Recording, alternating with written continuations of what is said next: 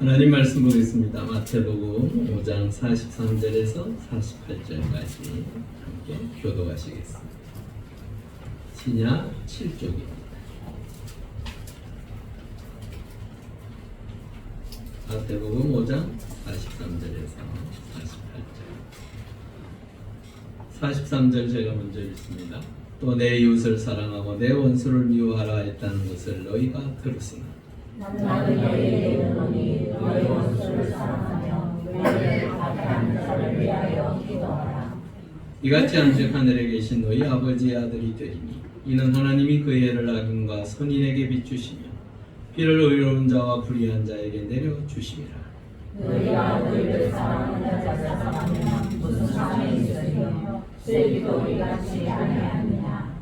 또 너희가 너희 형제에게만 무난하면 남보다 더하는 것이 무엇이냐. 이방인들도 이같이 아니하느냐. 그러므로 하늘에 계신 너희 아버지의 온전하심과 같이 너희도 온전하라. 아멘. 우리 선유자로 인사하시죠. 한주 평안하셨습니까? 한주 평안하셨습니다. 잘 오셨습니다.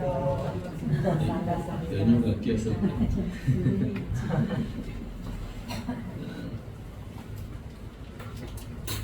어제가 8.15였습니다. 광복절이었습니다. 81주년 행사들을 전국 곳에서 치렀습니다. 오늘 내용하고 상당히 연관이 있습니다. 8.15 광복을 맞은 이후에도 81년이라는 세월이 흘렀습니다. 그런데도 우리의 마음에는 여전히 일본이 불편합니다. 일본을 생각하면 화가 납니다. 왜 그럴까요? 제가 보니까 독일은 총리까지 폴란드에 가서 무릎을 꿇고 헌화했습니다. 철저하게 자신들의 잘못을 반성하고 사과했습니다. 근데 일본은 지금도 사과를 하긴 했죠. 가끔. 그런데 그들은 형식적이고 세계에 눈이 있어서 어쩔 수 없이 하는 사과였습니다. 여전히 그 80년이라는 세월이 흘렀음에도 불구하고 그 아픔 때문에 고통당하는 이들이 있더라고요. 진심 어린 사과였으면 아마도 받아주었겠지. 그런데 예수 믿는 사람들조차, 특히나 제가 알고 있는 선교사님은 선교사로서 헌신하겠다라고 고백하고 하나님 앞에 딱 하나 기도했대. 상황이 자꾸 일본으로 가게끔 만드시더래요. 그래서 하나님, 일본은 절대로 안 됩니다. 제가 일본 말고는 가라면 다 갈게요. 이랬대요. 그런데 지금 일본에서 20년째 사역하고 있습니다.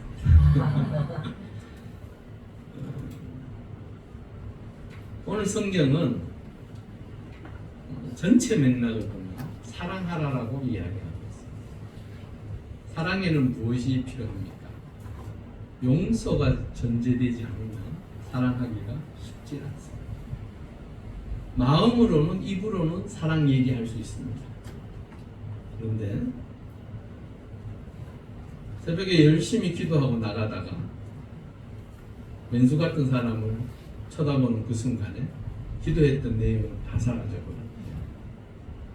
여전히 목구멍까지 올라오는 분노로 차 있습니다. 뭐 때문일까요? 용서하지 못해서였습니다.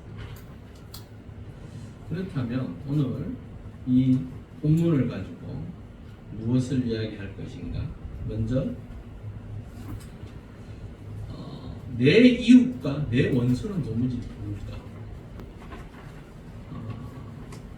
오늘 본문에서 이야기하는 주님께서 내 이웃을 사랑하고 내 원수를 미워하라고 했다 하는 이 말씀에 내 이웃과 내 원수는 도무지 누구인가?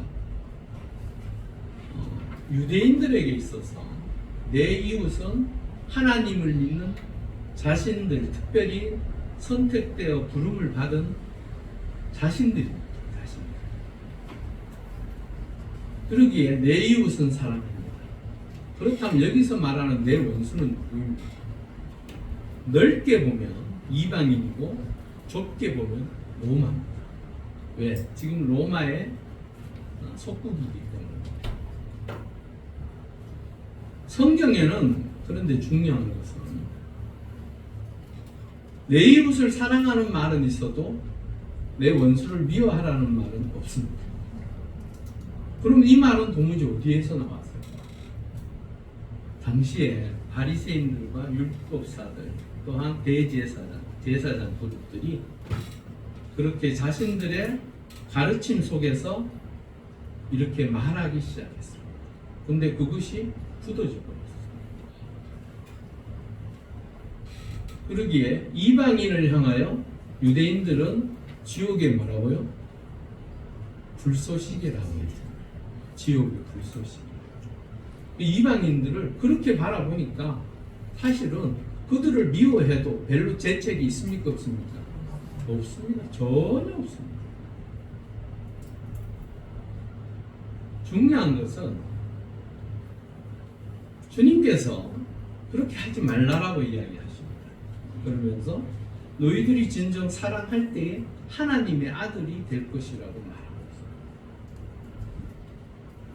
있습니다. 이스라엘 백성들한테 이 말은 말이 맞습니까? 틀립니까? 그들은 스스로 생각하기를 자신들은 하나님의 자녀라고 생각합니까? 안 합니까? 절대적이죠. 자신들은 하나님의 자녀들이라고 확신합니다. 그런데 왜 주님께서 이 말씀을 다시 언급하셨습니까? 그리고 그 밑에 절을 가보면 남보다 더한 것, 남보다 더한 것. 근데 중요한 건 상이라는 게 따라온다라고 말씀합니다. 이것은 또한 무슨 의미입니까? 그리고 오늘 제목과 같이 부전자전. 부전자전이라는 의미가 무엇입니까? 네? 아버지와 아들이 똑같다고 하죠. 그리고 모전 여전 그러죠. 그 어머니와 그 딸이 똑같다라는 얘기입니다. 이것은 좋은 얘기일 수도 있고 나쁜 얘기일 수도 있어요. 아버지 좋은 점을 아들이 닮으면 그건 좋은 얘기예요. 근데 아버지 하는 하여튼 그런 것들이 아들한테 또 대물려져서 그 아들도 똑같이 그 일을 한다면 그 의미는 분명히 나쁜 의미입니다. 오늘 제목과 같이 우리는 하나님을 숨기고 하나님의 자녀로서 세상 사람들이 바라볼 때의 부전자전이라는 이 좋은 의미에 그러한 의미를 가지실 수 있기를 바랍니다. 우리의 삶의 자리에서 우리는 하나님을 아버지라고 부릅니다. 맞지요? 네, 우리는 하나님을 아버지라고 부릅니다. 그러면 그 아버지와 아들은 같아야 됩니까? 달라도 됩니까? 좋으면 같아야죠. 근데 우리의 아버지는 누구시라고요? 하나님이시죠.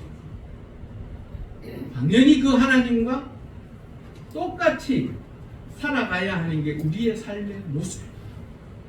그러기에 하나님은 내가 온전함과 같이 너희도 어떡하라고요?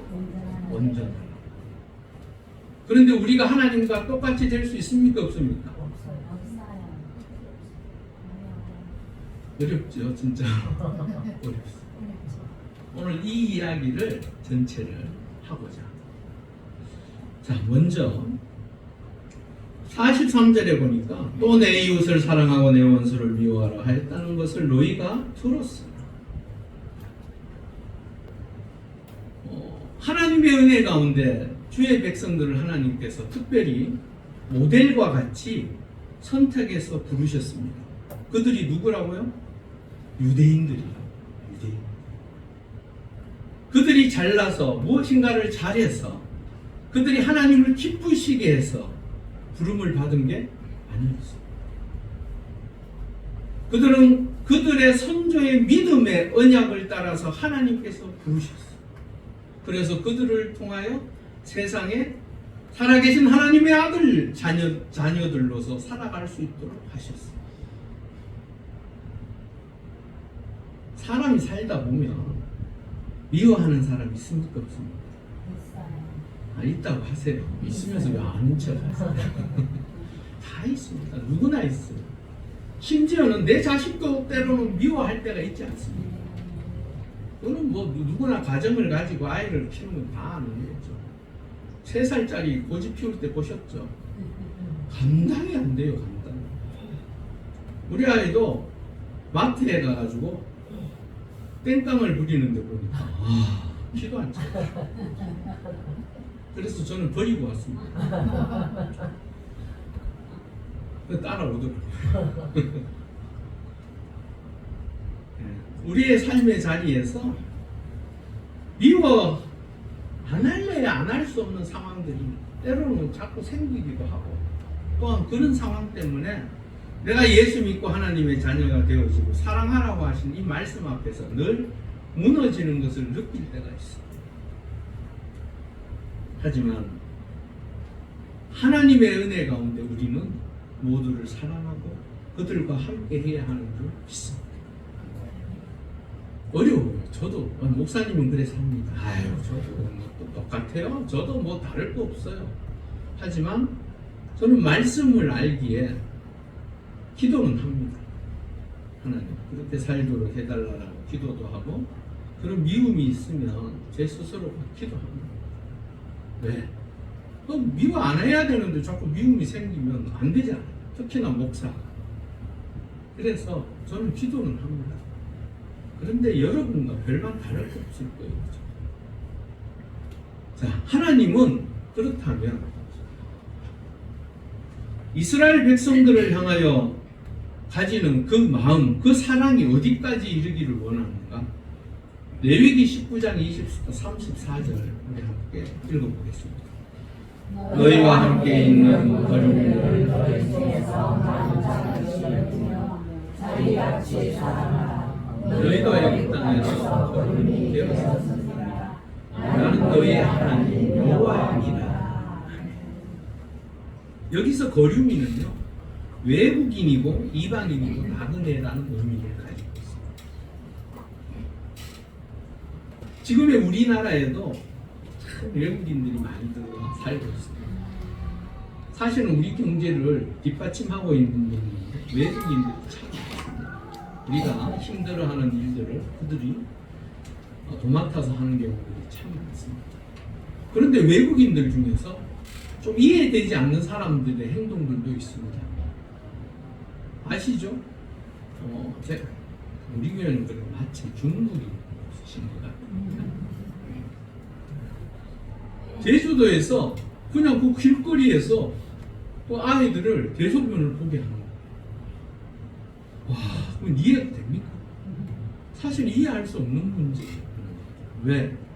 이게 아무리 문화의 차이가 있다고 해도 사실은 그런 것들은 도덕적인 문제잖아요. 또한 다른 나라에 가서의 예의의 문제잖아요. 그들에게 좋은 영향력을 끼치지를 못할 만큼 그들의 눈살을 찌푸리게 했어야 되겠습니다. 그래서 외국인들 중에 가장 거부감이 많은 사람이 바로 하여튼 그쪽 사람입니다. 그런데 그분들이 와서 참 우리나라 물건들을 많이 사줘요. 이게 참 아이러니하죠. 싫어하면서도 막상 또 우리나라에 와서도 또 뭐 많은 경제적인 효과를 또 주니까 뭐라 하기도 매하던 거 아니고요. 그런데 이스라엘 백성들에게 있어서는 거류민, 즉 외국인, 이방인 이런 사람들을 뭐같이 여긴다고요? 제가 방금 이야기했죠. 불쏘시개요. 지옥의 불쏘시개. 참. 그러면 그 사람들을 대하는 데 있어서 좋은 감정으로 대할까요? 나쁜 감정으로 대할까요? 나쁜 감정으로 대하겠죠. 그들이 무엇을 해도 꼴보기 싫은 거예요. 그들이 무슨 말을 해도 듣기 싫은 거예요. 아무리 좋은 얘기를 해도 이거 뭔데 이래 되는 거예요. 왜 네가 우리를 가르치려고 하는 이래 되는 거예요. 그런데 하나님은 오늘 그 외국인들, 거류민들, 이방인, 나그네들을 어떻게 여기라고요? 자기같이 사랑하라. 여기 말씀대로 너희 중에서 낳은 자 같이 여기고 자유같이 사랑하라. 우리 자식들이 좀 잘못하면 화가 나다가도 금방 헤헤 그러면 마음이 풀어집니까? 여전히 니 한번 두고 보자 이럽니까? 예. 엄마 아빠한테 헤헤 그리고 와서 지 잘못한 거 말하지 않아도 엄마 아빠가 마음이 자연스럽게 먹잖아. 어류민들이 때로는 눈살을 찌푸리게 하고 힘들게 하더라도 그들을 내가 낳은 자식이 자식처럼 여기게 하려고 그리고 그들을 사랑해달라. 대단하지 않습니까? 하나님의 사랑은 이런 사랑입니다. 우리처럼 어떠한 규격에 맞추어서 어떠한 상황 때문에 형편 때문에 사랑하고 안 사랑하고가 아니라는 거예요.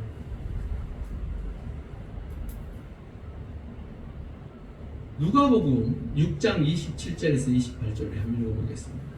그러나 너희 듣는 자에게 내가 이르노니 너희 원수를 사랑하며 너희를 미워하는 자를 사랑하며 너희를 저주하는 자를 위하여 기도하며 너희를 모욕하는 자를 위하여 기도하라. 평행 구절이에요. 사실 이 마태복음의 말씀과 이 누가복음의 말씀이 평행 구절. 그런데 이 누가복음은요 좀 더 구체적으로 지금 이야기하고 있어요. 사실은 여기에 기도하라는 말이 있죠. 맨 끝에 44절에 나와 있는 박해하는 자를 위하여 기도하라. 이 기도하라는 말의 의미, 원어에는요 축복의 의미가 함께 담겨 있습니다. 이스라엘 백성들을 지금 박해하는 자가 누구입니까? 로마인들입니다. 로마인들은 우리도 일제로부터 저는 안 살아와서 모르겠지만 일제부터 가장 힘들었던 게 그 많은 백성들이 그들의 세금, 즉 백성들의 고유를 짜내어서 걷어가는 그 세금이 가장 큰 고통이었대요. 집에 사실은 세금을 낼 게 없어요. 세를 낼 게 없어요. 그런데도 양동이든 뭐든 있는 대로 싹 다 가져가 버리는 그 세금을 대신해서. 안 그래도 가난하고 어려운 이웃들이 많은 그 상황 속에서 그들의 고통이 얼마나 힘들었어요. 얼마 전이 아니죠. 요즘 한참 이야기되고 있는 연예인 하나가 있죠. 뭐 하여튼 간에 한 사람이 있는데 그 증조부가 행한 일 때문에 지금 사실은 이 연예인이 고통을 많이 지금 받고 있습니다. 그들이 말하고 행동한 것이 지금 이렇게 낱낱이 드러나고 있어요. 그게 또 지상에 나왔기 때문에 어떻게 할 수도 없더라고요. 제가 가만히 보니까 남의 재산을 강탈해가고, 그리고 자기 아버지는 하는 얘기가 시간이 약이다. 시간만 지나면 편이라고 이야기를 했대요. 아마도 일본과 우리의 관계가 어느 정도 해소가 되고 우리도 서로 미래를 바라보고 다음 세대에서는 그러지 않기를 바라는 그런 마음으로 함께 했었으면 오늘 이번에 터진 그런 일들은 사실은 그렇게 중요하지 않습니다. 왜? 이미 다 해소가 됐으면 서로들 용서하고 사랑하고 잘못한 거 사과하고 다 했었으면 좋았을 걸. 그러한 것들이 잔재가 아직도 남아 있어서 지금까지 이렇게 흘러오는 거예요. 그리고 사과는 그렇게 하는 게 아니에요. 본인이 매체를 통하여 정확하게 사과를 해요. 불 한 쪼가리 그냥 툭 던져 놓는다고 해서 그게 민심을 달랠 수 있습니까? 특히나 이 8.15를 앞두고 있는 상황에서 그런 문제가 터지니까 더 증폭되는 거예요. 사실은 예수 믿는 사람들은 그걸 보면서 뭔 생각을 해야 할까요? 참 이게 애매하더라고요. 말씀을 생각하면 용서해야 돼요. 맞죠? 용서해야죠. 여기 보니까 저주하는 자 축복하라. 저주하는 자를 축복하라. 이거 솔직히 말해서 받아들이는 사람들, 저주를 받고 화를 내고 분노하는 사람에게 이 말하면 어떻게 보면 기름을 붓는 꼴이야. 불 붙어서 막 어쩔 줄을 몰랐는데 거기에 축복하나? 뭐 뭔 소리가 티 나와도 사실은 뭐 무방할 만큼 이건 말하기가 상당히 까요. 그런데 중요한 것은 우리는 그러한 것들을 보면서 세상의 눈으로 볼 것인가, 말씀의 눈으로 볼 것인가, 굉장히 중요한 문제예요. 우리 모두는 말씀의 눈으로 보고 다른 사람 10마디 할 때 우리는 한마디도 안 해야겠지만 정 하고 싶으면 한마디는 하고 마음에 담아두지 않았으면 좋겠어요. 왜? 말씀이 축복하라 그러면 축복해야지요. 그 말씀에 누가 토를 답니까? 하나님께서 그렇게 주님을 통해서 하신 말씀인데 우리 마음이 불편하다고 해서 그렇게 할 수 없다고 해서 거부할 수는 없는 문제 아닙니까? 왜 그러냐? 로마서 5장 10절을 보면 곧 우리가 원수 되었을 때에 그의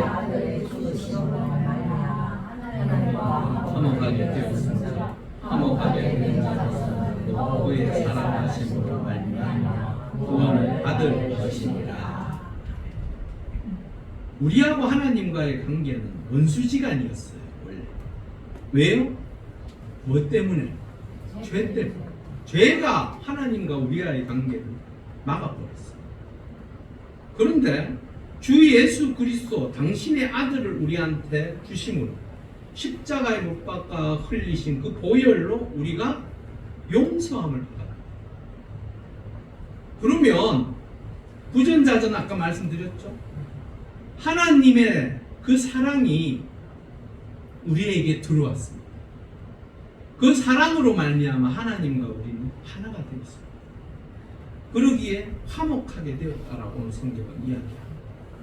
그러면 우리도 그 아버지와 함께 아버지의 뜻을 따라서 살아야 합니까? 당신은 하나님이고 우리는 인간인데 인간이 그렇게 살 수 없습니다. 그러고 반항해야겠습니다. 하나님의 사람이라면 예수 그리스도로 말미암아 용서 구원함을 받았다면 하나님의 사랑을 우리도 실천해야 하는 줄 믿습니다. 맞죠? 제 말이 틀립니까? 맞는 얘기죠? 예, 맞는 얘기. 왜? 성경은 그렇게 말씀하고 있기 때문에. 그러고 난 다음에 45절에 보니까 이렇게 말씀하세요. 이같이 한즉 하늘에 계신 너희 아버지의 아들이 되리니. 신명기 32장 6절을 읽어보겠습니다. 어리석고 지혜 없는 백성아 여호와께 이같이 보답하느냐. 그는 내 아버지시요 너를 지으신 이가 아니시냐. 그가 너를 만드시고 너를 세우셨도다. 하나 더 볼까요? 이사야 63장 16절입니다. 주는 우리 아버지시라. 아브라함은 우리를 보고 이스라엘은 우리를 인정하지 아니할지라도 여호와여 주는 우리의 아버지시라. 옛날부터 주의 이름을 우리의 구속자라 하셨구나. 성경은 우리가 하나님의 자녀라는 예수 그리스도께서 이 땅에 오셔서 생명을 우리에게 주셨습니다. 구원하셨습니다. 그 구원은 우리만 위해서 주신 것입니까? 온 인류를 위해서 주신 것입니다. 온 인류를 위해서 주십니다. 하나님의 자녀가 아닌 자녀가 없습니다. 이 땅에. 왜? 하나님께서 만드시고 오늘 낳으셨다라고 성경은 표현하고 있습니다. 그러기에 저 밖에 나가 있는 지금 하나님을 알지 못하고 살아가는 저 자녀들은 하나님을 알지 못해서일 뿐이지 하나님은 저들도 사랑하셨다. 그러기에 하나님은 온 세상을 어떻게 하셨다라고요? 사랑하셨다라고 성경은 이야기하고 있습니다. 그런데 주님은 왜 이 이야기를 하실까? 너희 아버지의 아들이 되리라. 이게 말의 이 뉘앙스, 의미를 잘 알아야 돼. 그래서 원어를 보는 거예요. 원어에는 뭐냐면 내가 자녀가 되었느냐? 그러면 그렇게 살아야 되지 않겠니? 라는 의미가 있어요. 그러니까 우리는 하나님의 자녀이기 때문에 그 하나님의 은혜 가운데 사랑을 베풀어야 되고 하나님의 뜻 가운데 그렇게 살아야 되는 게 우리의 삶의 목적입니다. 아시겠죠? 그러기에 주님께서 우리에게 하시는 말씀은 예수 그리스도를 구주로 고백하고 하나님의 자녀로 사는 우리는 하나님의 은혜 가운데 주의 말씀대로 살아가야 하는 존재인 줄 믿습니다. 이사야 1장 2절 한번 보겠습니다. 하늘이여 들으라, 땅이여 귀를 기울이라. 여호와께서 말씀하시기를 내가 자식을 양육하였거늘 그들이 나를 거역하였도다. 자녀들도 그 부모의 말을 잘 듣지 않는 자녀들도 있습니다. 그러면 어떻게 합니까? 그래, 이제 네 혼자 살아라. 호적 팥버리고 그렇게 하고 끝나나요? 아니지요. 부모님의 말씀에 순종하기를 위하여 기도하기도 하고 때로는 뭘 들기도 합니까? 매를 들기도 합니다. 우리는 그걸 뭐라고 합니까? 사랑의 폭력 사랑의 매라고 하지 않습니까? 사랑의 매. 어느 부모가 자식이 죽이는 요즘 죽이는 경우도 있더라고. 제가 그런 예외적인 거 말고 기본적으로 부모가 매를 드는 것은 사실은 사랑의 매예요. 하나님께서 하나님의 말씀대로 살지 않은 자들을 거역하는 자들을 이스라엘 백성들이 살아온 삶의 흔적들을 보면 하나님께서 매를 들고 채찍을 치실 때가 있으시더라고요. 그런데 하나님은 그들이 멸망하게 하기 위해서 치시는 것이 아니에요. 예레미야 선지자를 통하여 하나님께서는 한번 읽어보세요. 예레미야서 좀 길고 많긴 하지만 읽어보시면 돌아오라는 말을 수도 없이 하세요. 돌아오라. 나에게로 돌아와서 나와 함께 하자. 내가 너를 위하여 준비하고 계획한 그 복을 내가 너에게 주겠노라면서 돌아오시. 또 제가 보면서요, 그걸 읽으면서 그런 생각이 들어요. 참 대단하시네. 우리는 싫다라고 안 가려고 발버둥 치는데 그분은 뭐가 그렇게 안타까워서 그렇게까지 돌아오라. 여러분, 하나님께서 때로는 우리가 하나님의 자녀이고 하나님의 백성이지만 때로는 우리가 잘못할 때는 사랑의 매를 주실 때도 있습니다. 그 사랑의 매를 들었을 때에 깨닫고 돌아오는 자가 복된 줄 믿습니다. 그러고 난 다음에 이렇게 이야기합니다. 이는 하나님이 그 해를 악인과 선인에게 비추시며 비를 의로운 자와 불의한 자에게 내려주십니다. 갑자기 왜 이 이야기를 하십니까? 하나님은 저 하나님을 알지 못해서 여전히 밖에서 배회하고 방황하는 저들을 하나님은 그들 역시 마음속에 담아두고 계시다.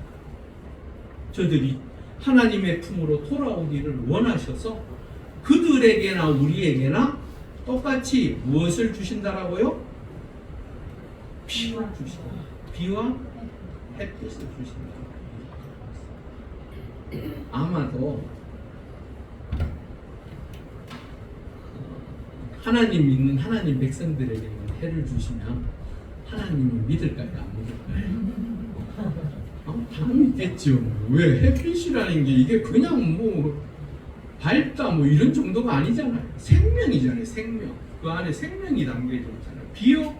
더더욱이나 이번에 비 오지 않아서들 땅이 쩍쩍 갈라지고 논에 그 농부들의 심정이 오죽하겠어요. 제가 시골에서 보니까요. 비 안 오면요 정말 고통스러워하더라고요. 물을 어디서 파야 되나 이 고민부터 하고 어디에 또 관정을 뚫어야 되나 고민들하고 하는 걸 제가 봤는데 비도 생명입니다. 생명.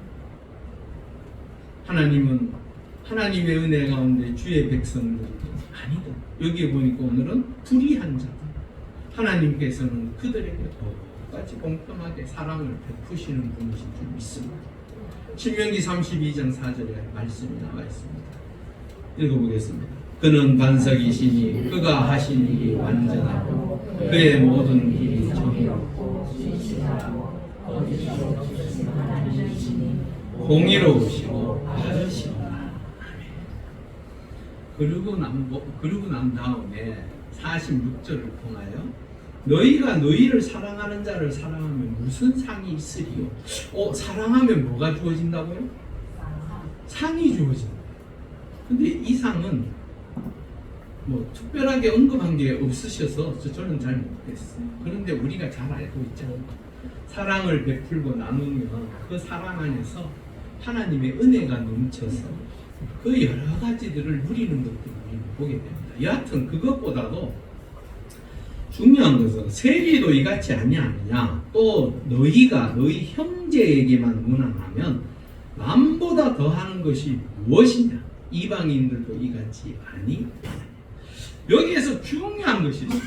남보다 더하는 것이 무엇이냐 여러분 우리가 하나님의 은혜 가운데 주의 자녀가 되어지고 하나님의 백성이 되어지고 하나님의 사랑을 받는 자로서 남보다 더 나은 것이 무엇이 있어야 할까요? 제가 여러 가지가 있습니다. 근데 그 중에 제가 말씀을 묵상하다가 본 말씀은 마태복음 18장 21절에서 22절 말씀입니다. 우리 한번 읽어보겠습니다. 그때에 베드로가 나와 이르되 주여 형제가 내게 죄를 범하면 몇 번이나 용서하여 주이까 7번까지 하오리까 예수께서 이르시되 이에 7번은 아니라 7번은 7번까지 몇 번요? 490번요. 여기에서 490번은요 한 죄에 대해서 490번 한 가지에 대해서 만약에 10가지면 몇 개요? 4,900번. 주님께서 누구에게 이렇게 말씀하셨습니까? 베드로에게. 여러분 우리에게도 하나님의 은혜 가운데 남보다 더 나은 정말로 하나님으로부터 상을 받을 만한 하나님의 사람이 되기 위해서 우리 함께 미워도 다시 한번 사랑하고 그들을 용서하고 함께하는 그러한 은혜가 있기를 바랍니다. 그리고 마지막으로 그러므로 하늘에 계신 너희 아버지의 온전하심과 같이 너희도 온전하라. 이 온전함이란 뜻은요 텔레이오스라는 말인데 하나님과의 관계 속에서 순종, 기쁨, 적극적인 실천의 삶을 이야기해요. 그럼 이게 무슨 말이냐면 하나님이 온전하다고 했을 때에 우리가 언뜻 생각하기에 하나님이 완벽하신것 같이 우리도 완벽해야 한다는 의미가 아니라는 이 온전하심이라는 그 원어의 의미는 하나님의 뜻을 따라서 살기 위한 온전함을 이야기합니다. 그러면 이렇게 물을 수도 있어요. 그럼 도덕적인과 윤리적인 것과는 조금 다른 의미인가요? 예, 조금 다릅니다. 조금 다르지만 우리 기독교의 믿음이라는 것, 삶의 의미라는 그 큰 것을 바라보면 사실은 우리의 신앙은 윤리와 도덕 위에 있어야 합니다. 그게 기독교인들이 이 땅에서 살아가는 삶의 모습입니다. 하나님은 나를 섬기기 때문에 윤리와 도덕을 무시하라고 하신 적이 없습니다.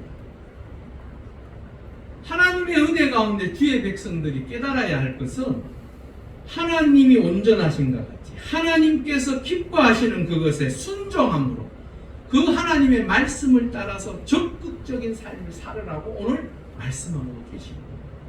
그렇다면 우리는 하나님께서 기뻐하시는 순종의 삶, 기쁨의 삶, 적극적인 삶을 살기에 쉽습니까? 어렵습니까? 쉽질 않죠. 어렵습니다. 그러면 어떻게 해야 그렇게 살까? 마지막 말씀 하나를 들어보겠습니다. 로마서 8장 13절에서 14절 말씀 읽어보겠습니다. 너희가 육신대로 살면 반드시 죽을 것이고 영으로서 몸의 행실을 죽이면 무릇 하나님의 영으로 인도함을 받는 사람 곧 하나님의 아들이라. 우리가 온전하게 산다는 것도 사실 결코 쉽지 않습니다. 그렇다면 아침에 기도했던 것이 나의 삶의 자리에서 이루어지기를 강구하고 소망하는 자들은 어떻게 살아야 한다고요? 하나님의 영이 인도하심에 따라서, 즉 성령 충만한 삶을 살 때에 우리는 하나님과 같이 우리의 삶의 자리에서도 그 아버지의 뜻을 따라서 자녀로서 살아갈 수 있으리라 믿습니다. 이번 한 주도 주의 은혜 가운데 부전자전 그 하나님의 뜻을 따라서 그 하나님께서 기뻐하시는 그 삶의 자세로서 이번 한 주도 살아가실 수 있기를 주의 이름으로 축원합니다. 우리 함께 기도하시겠습니다. 한 30초 정도 하나님 앞에 하나님 아버지와 같이 우리도 세상을 향해서 사랑하며 용서하며 베풀고 나누는 그 아름다운 믿음의 모습을 따라 살아가는 주의 백성 되게 해달라. 우리 한 30초 정도 간절히 기도하시겠습니다. 할렐루야. 아버지 하나님 감사합니다. 참으로 부족하고 연약한 우리를 사랑하시고 우리를 죄인 되었을 때에 사랑하셔서 그 은혜를 베풀어 주신 것에 대하여 감사하고 간절히 기도하고 아버지 그 하나님이 우리를 향하여 기대하시는 그 아름다운 믿음의 모습을 통하여 순종하며 주의 말씀을 따라 살아가는 우리 모두가 되게 하여 주시옵소서. 참 힘듭니다. 살아가는 것이 결코 쉽지 않습니다. 하지만 주의 영으로 말미암아 날마다 충만하여 말씀을 부여잡고 기도하며 주의 뜻을 위하여 걸어가는 우리 모두가 되게 하여 주시옵소서. 할렐루야. 아버지 하나님 감사합니다. 부전자전의 삶은 결코 쉽지 않습니다. 아버지가 덕스럽다고 해서 아들이 덕스러운 경우가 별로 없습니다. 하지만 하나님은 우리에게 여전히 기대하시면서 당신의 온전하심과 같이 우리도 이 세상 속에서 하나님의 말씀을 부여잡고 주의 영으로 말미암아 날마다 온전한 삶을 살기를 원하시는 줄 믿습니다. 우리도 하나님께서 기뻐하시는 하나님의 백성으로서의 아름다운 모습을 통하여 주께 영광 돌리는 주의 백성들 되게 하여 주시옵소서. 감사함을 돌려 예수님의 이름으로 간절히 기도를 올려옵나이다.